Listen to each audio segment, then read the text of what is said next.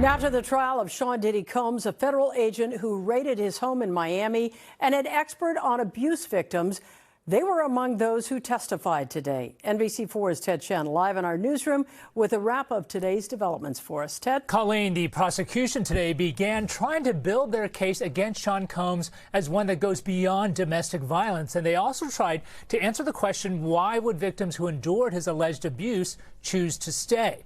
Forensic psychologist Dawn Hughes, who appeared in high-profile cases before, including the case of Amber Heard versus Johnny Depp, testified that it is common for domestic violence victims to stay with their abusers because of financial dependence and because they see no better options. Last week, a former friend said Cassie Ventura told her she could not leave ex-boyfriend Sean Combs because of the resources he provided, despite allegedly enduring years of abuse and forced sexual encounters with male escorts.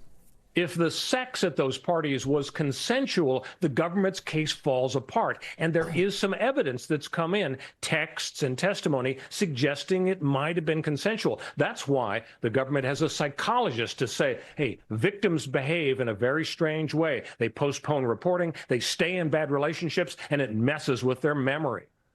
Under defense questioning, Hughes acknowledged she did not interview Combs or Ventura, but was speaking only generally.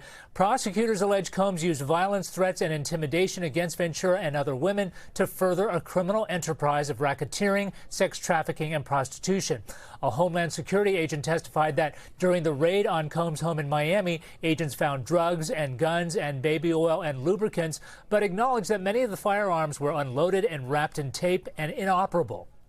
The raid on Combs' home does make the case move more toward a racketeering mode. When you've got AR-15 assault rifles with the serial numbers filed off, that sounds like a crime boss. On the other hand, on cross-examination, the agent had to admit that, well, he has guns in his house, too. So it doesn't necessarily mean that there was racketeering going on.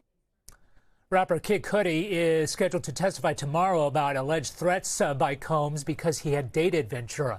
I'm Ted Chen, NBC4 News. Carolyn, back to you. All right, Ted, thank you.